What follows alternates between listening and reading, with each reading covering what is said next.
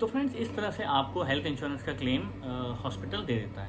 अब हम समझते हैं कि एक हेल्थ इंश्योरेंस लेते समय आपको किन किन बातों का ध्यान रखना चाहिए, क्या क्या पॉइंट्स आपको देखने चाहिए जब भी आप हेल्थ इंश्योरेंस ले रहे हैं तो कहीं से भी। सबसे पहले आता है रूम रेंट। आपने देखा होगा कई बार कई हॉस्पिटल्स में, जनरली सारे ही हॉस्पिटल्स में 2-3 तरह के रूम होते हैं, 3-4 तरह के रूम होते हैं। एक जनरल रूम होता है, एक प्राइवेट रूम होता है, एक सेमी प्राइवेट रूम होता है, और कई बार कुछ सूट वाले रूम भी होते हैं, सूट्स वाले रूम भी होते हैं। तो जब भी आप एक हेल्थ इंश्योरेंस ले रहे हैं, आप ये हमेशा ध्यान रखिए कि आपके हेल्थ इंश्योरेंस की पॉलिसी में कहीं कोई कैपिंग ना हो। वो पॉलिसी आपको ये ना कह रही हो कि आपने इतने का हेल्थ इंश्योरेंस लिया है तो आप इतने तक का ही क्लेम ले पाओगे, आप इतने तक का ही रूम ले पाओगे। वो हेल्थ इंश्योरेंस पॉलिसी ये ना कह रही हो कि आप प्राइवेट रूम नहीं ले सकते, या आप कोई सूट वाला रूम नहीं ले सकते, या कोई बहुत अच्छा रूम आप नहीं ले सकते, आप जनरल से ऊपर रूम नहीं ले सकते। कई बार पॉलिसीज में ये एक लॉस होता है कि अगर आप 5 लाख तक का कवर ले रहे हैं तो सिर्फ 1% तक का ही आप रूम ले सकते हैं। इसके अलावा दोस्तों, आपको ध्यान रखना चाहिए कि जो भी आपकी पॉलिसी हो वो कम्प्लीटली कैशलेस हो, आपको पहले खुद ना पैसे देने हों। तीसरा, आपको ये ध्यान रखना चाहिए कि उस पॉलिसी में रिस्टोरेशन कवर बहुत जरूरी है, होना चाहिए। रिस्टोरेशन का मतलब होता है, कई कंपनियां इसको रिस्टोरेशन बोलती हैं, कुछ कंपनियां इसको रिफिल बोलती हैं। इसका मतलब ये होता है कि अगर आपने एक 5 लाख की पॉलिसी ली हुई है और अगर आपके वो 5 लाख उस साल में खर्च हो गए और आपको उसी साल में दोबारा किसी और फैमिली मेंबर के लिए दोबारा या अपने लिए ही वो 5 लाख की और जरूरत पड़ रही है, 5 लाख के बाद और भी पैसों की जरूरत पड़ रही है उसी साल में, तो वो क्लेम आपको मिल जाए। तो आप ये ध्यान रखिए कि जो भी आप हेल्थ की पॉलिसी ले रहे हैं उसमें रिस्टोरेशन का कवर जरूर होना चाहिए। और कुछ पॉलिसीज तो ऐसी होती हैं जो अनलिमिटेड रिस्टोरेशन देती हैं मल्टीपल टाइम्स। जैसे कि मैक्स की एक पॉलिसी आती है, वो आपको अनलिमिटेड रिस्टोरेशन देती है, मतलब 5 लाख तक का कवर वो आपको मल्टीपल बार देगी। मतलब साल में आपके जितने भी क्लेम आ जाए 5 लाख तक के, वो सारे एंटरटेन करेगी। टिल 5 लाख सारे क्लेम वो एंटरटेन करेगी।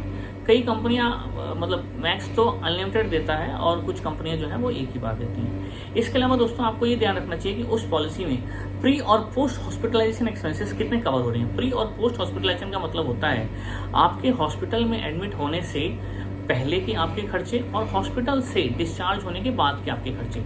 तो कंपनीज आपको हॉस्पिटल में एडमिट होने तक के खर्चे का रिइंबर्समेंट देती है, और जब आप हॉस्पिटल से छुट्टी होकर घर आ जाते हैं उसके बाद भी आपकी दवाइयाँ, टेस्ट वगैरह चल रहे हैं तो कंपनीज आपको उसके भी क्लेम देती हैं। एक ही शर्त होती है आपका प्री हॉस्पिटलाइजेशन एक्सपेंसेस तभी मिलता है जब आप हॉस्पिटल में एडमिट हो। मान लीजिए कि आपने कोविड का एक टेस्ट कराया, आपका टेस्ट नेगेटिव आ गया और उस टेस्ट को कराने में आपके 5,000 रुपये लग गए, लेकिन आपका टेस्ट नेगेटिव आ गया, अब आपका हॉस्पिटलाइजेशन नहीं होगा। उस केस में वो 5,000 रुपये जो आपने दे दिए वो आपको नहीं मिलेंगे। लेकिन अगर आपने वो टेस्ट कराया और कोविड निकला और उसके बाद आपका हॉस्पिटलाइजेशन हुआ, तो वो एक प्री हॉस्पिटलाइजेशन एक्सपेंस है जो कि आपको, जिसका कि क्लेम मिलेगा। और अगर आप डिस्चार्ज होकर आ गए तो उसके बाद भी। तो आपको ये ध्यान रखना है कि कंपनी कितने दिन पहले तक के प्री एक्सपेंसेस दे रही है और कितने दिन बाद तक के वो प्री हॉस्पिटलाइजेशन एक्सपेंसेस दे रही है।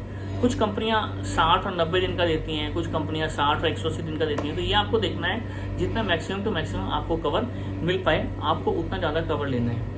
इसके अलावा हमें दोस्तों ये ध्यान रखना चाहिए कि उस पॉलिसी में कहीं कोई को पेमेंट तो नहीं है। को पेमेंट का मतलब होता है कि जब भी हम पॉलिसी ले रहे हैं तो अगर आपका क्लेम आया उस पॉलिसी के अंदर, तो कई कंपनियां को पेमेंट लगा देती हैं जिसमें कि कुछ पेमेंट जब भी क्लेम आएगा तो वो आपको करना पड़ेगा। जनरली सीनियर सिटीजन्स की जो पॉलिसी होती हैं 60-61 प्लस के ऊपर, उन पॉलिसीज में इस तरह की प्रॉब्लम होती है। कंपनी कहती है नहीं 50% आप दोगे, 50% हम देंगे, और 20% आप दोगे, 80% हम देंगे। इस तरह की क्लॉसेस कंपनीज लगाती हैं। तो आपको ये ध्यान रखना है, उस तरह की पॉलिसी आपको प्रेफर करनी है जहाँ पे कि कोई को पेमेंट ना हो।